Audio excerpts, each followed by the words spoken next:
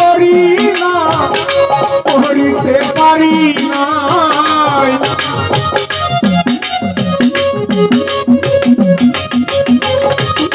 আমি করি না করিতে পারি না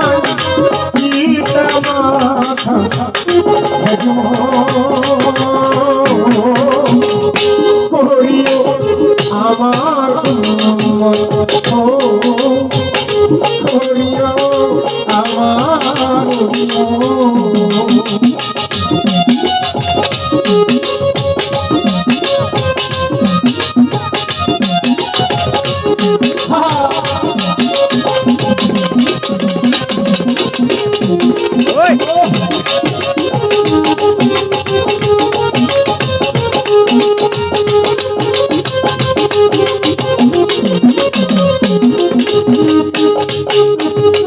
জন্মের আগে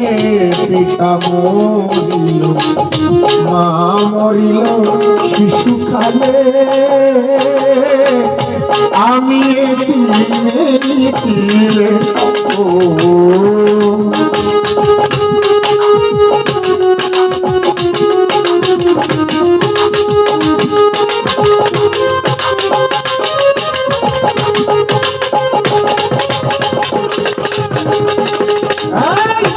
জন্মের আগে পিতা মরিল কথা কে বলছে ছোটবেলা নবী করিম সাল্লাল্লাহু আলাইহি সাল্লামের বয়স যখন 7 বছর বাবুল কবি সাল্লাল্লাহু আলাইহি একটি গানের মধ্যে বলছে মক্কায় জন্ম নূরের ছেলে এলেন সোনার মদিনায় দেখে প্রাণ জুড়ায় দয়াল রে একবার মনে চায় সেই নবী করিম সাল্লাল্লাহু আলাইহি সাল্লামের যখন 7 বছর বয়স তার 4-5 জন বন্ধু ছিল এই 4-5 জন বন্ধু থেকে একজন বন্ধুর নাম ছিল আবু তাহের আবু তাহেরের সাথে যখন নবী করিম সাল্লাল্লাহু আলাইহি সাল্লাম খেলা করে ছোট মানুষ 7 বছর আবু তাহেরের বাবা আবু তাহেরের জন্য কিছু কুরমা কিছু খেজুর এনে আবু তাহেরের হাতে দিল নবী করিম সাল্লাল্লাহু আলাইহি সাল্লাম দুটি নয়নের জল ছেড়ে দিয়া রাসূল চিন্তা করে আমার বাবা কোথায় আমার বাবা যদি থাকতো তাহলে আজকে আমাকেও কুরমা এবং খেজুর এনে দিত গেল আবু তাহেরের বাবার কাছে আবু তাহের কয় এ মুহাম্মদ দূরে থাকো আমার বাবার কুলে তোমাকে ওঠার জন্য দিব না আমার বাবার কুলে শুধু বলে আমি উঠবো রাসূল মনে কষ্ট নিয়ে একটি দৌড় মেরে চলে গেল তার মার কাছে মা আমেনার কাছে গিয়ে বলে মা আমার বাবা কোথায় মা আমেনা মনে মনে চিন্তা করে এই প্রশ্ন তো মুহাম্মদ আমাকে কোনোদিন করে নাই আজকে আমাকে করলো মুহাম্মদকে বলো মুহাম্মদ চলো আমি তোমাকে তোমার বাবার কাছে নিয়ে যাব যাইতে সেই মুহাম্মদ আব্দুল্লাহ কবরস্থানের কাছে গেল যাওয়ার পরে বললেন সেই মুহাম্মদকে ওইখানে তোমার বাবা শুয়ে আছে আবার দুটি চোখের জল ছেড়ে দিয়ে বললো আমার বাবা তাহলে দুনিয়াতে নাই আল্লাহ আজরাইলকে বলে আজরাইল মা আমেনার জানটাকেও কবজ করে নিয়ে আসো আল্লাহ কয় এবার আল্লাহি এটা আপনার কেমন বিচার জন্মের আগেই যার পিতা মারা গেল এখন 7 বছরে এইরকম একটা কষ্টের মাঝে রেখে তার মাকে মার জানো কবজ করার কথা বলতেছেন আল্লাহ কয় যে আজরাইল আমি যাহা জানি আমি যা হুকুম করেছি তাহা তুমি পালন করো আজরাইল আল্লাহর হুকুম পালন করতে বাধ্য সেদিন সেই আজরাইল আলাইহিস সালাম মা আমেনার জানটাকে কবজ করে নিয়ে আসলেন সেইখানে নবী করিম সাল্লাল্লাহু আলাইহি সাল্লাম বললেন জন্মের আগে পিতা মরিল মা মরিল শিশুকালে আমি এতিমে ও আমি এতিমে ও আমার পিতাকে ও আমার মাথাকে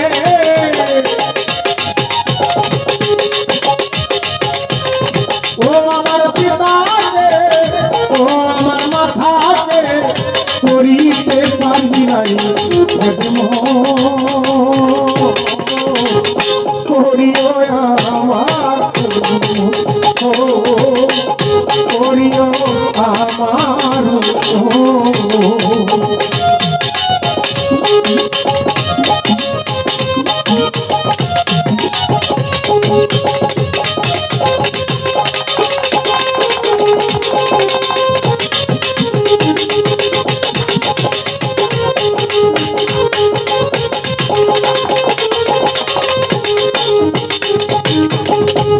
বাবাকে তোমরা কাবা জানিও, মদিনা জানিও মাকে,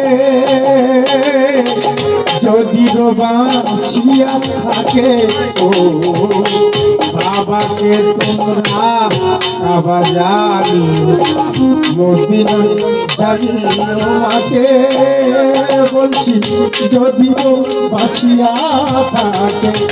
সে দিও পিতাকে, সে দিও মাতাকে,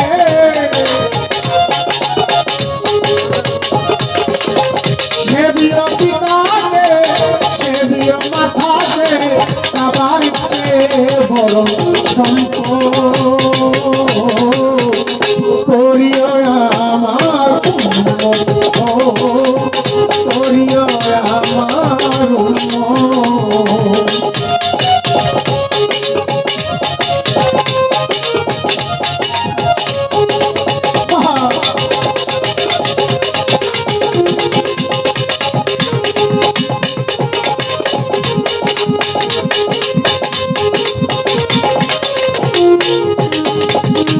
বাবারি মুখেতে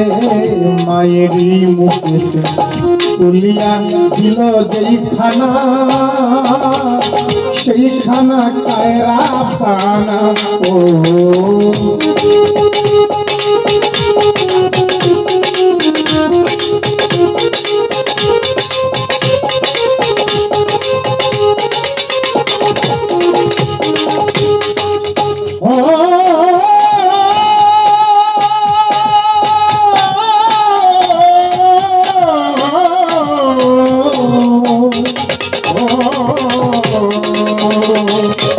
বাবারি মুখেতে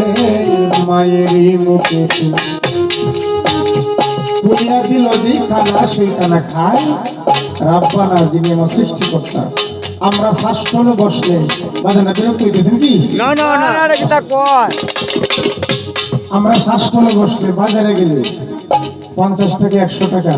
চা খরচ এমনিতেই চলে যায়। 1 কেজি আপেলের দাম মাত্র 1 কেজি আপেলের দাম মাত্র 130 টাকা।